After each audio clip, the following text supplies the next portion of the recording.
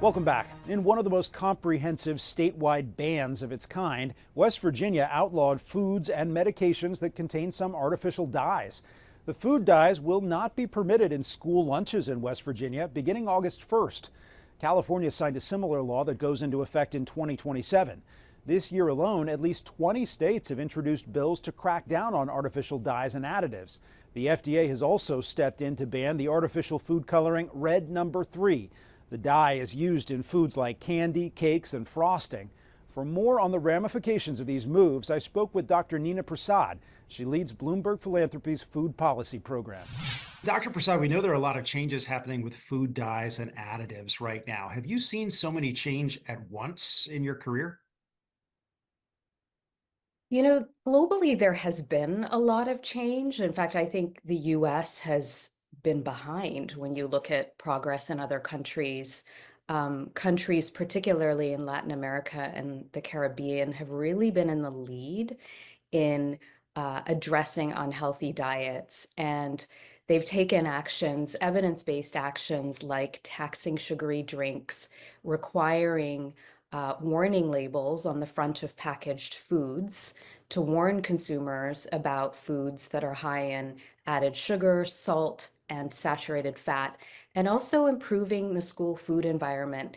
So I guess to answer your question, I'm surprised, maybe not surprised, but feeling like it's about time that we're starting to see this activity and discourse in the US. It's certainly been happening in other parts of the world for a long time now. What does the science really say on this issue when it comes to food dyes and processed foods? What ultra-processed foods are, these are industrially manufactured foods, so produced in factories.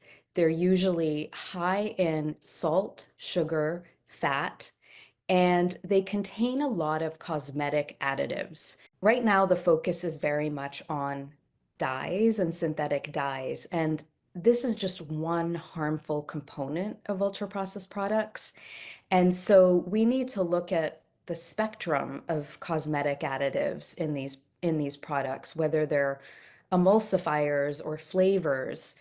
Do these really serve our health? And there is rapidly growing evidence that they do not.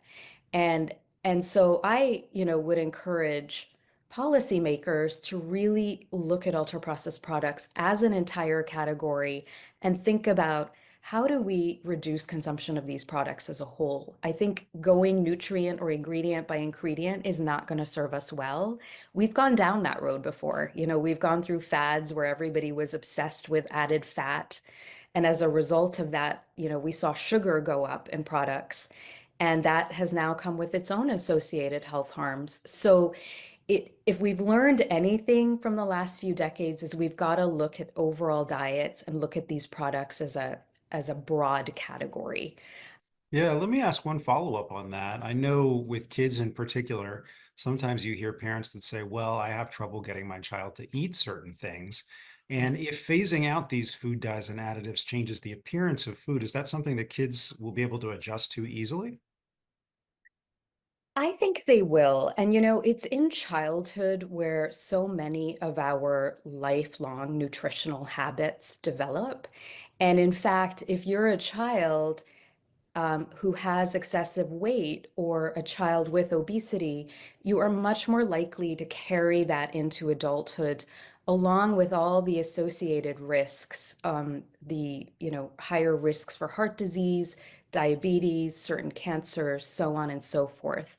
So I think it really behooves us as a society to make healthier foods more appealing to children. And certainly we see that happening in other parts of the world. I don't want to minimize how hard that is and, how difficult and challenging it is for parents to feed their kids. But I think if you can show parents the harms of these products, um, and also create an environment where healthier foods are easier to access, they're more affordable.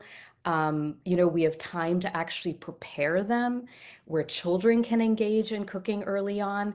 I feel really optimistic that if we took a sort of comprehensive approach to all of this, Kids would enjoy eating healthy foods. Again, it won't be easy, but I have complete faith that it can happen. Dr. Nina Prasad with Bloomberg Philanthropies. Thank you. Thank you.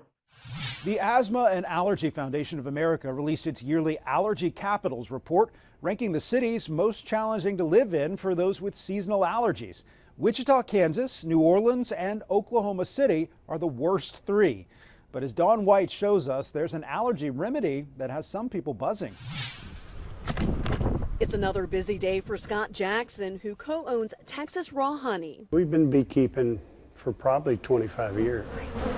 Customers are buzzing for their honey this time of the year. Allergy season's always good for our business because raw honey naturally has pollens in it. Dr. Alfred Johnson recommends raw, local honey to his allergy patients. Bees do collect the pollen. That's part of what the honey is. And so little bits of honey will help some people build up tolerance to the different pollens in the local area.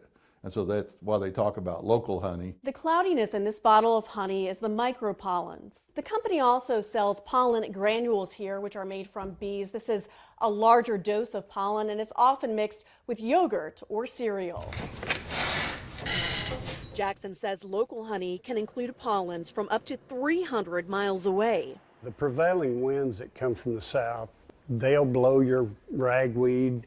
I think every year we get people that say, oh, I'm allergic to ragweed and I eat your honey and it benefits. The company sells about 300,000 bottles of honey per year, with this being the sweet time for sales. We just have people that swear by eating a teaspoon of raw honey per day helps them with their allergies. It makes you feel pretty good that not only are you helping with those allergies, but you're providing a natural sweetener, that you're doing something for the health benefit of people. The duo plan to remain busy as the buzz for raw local honey continues to grow. Dawn White, CBS News, Alvarado, Texas. That's Eye on Health for this week. I'm Bradley Blackburn. Thanks for joining us, and be well.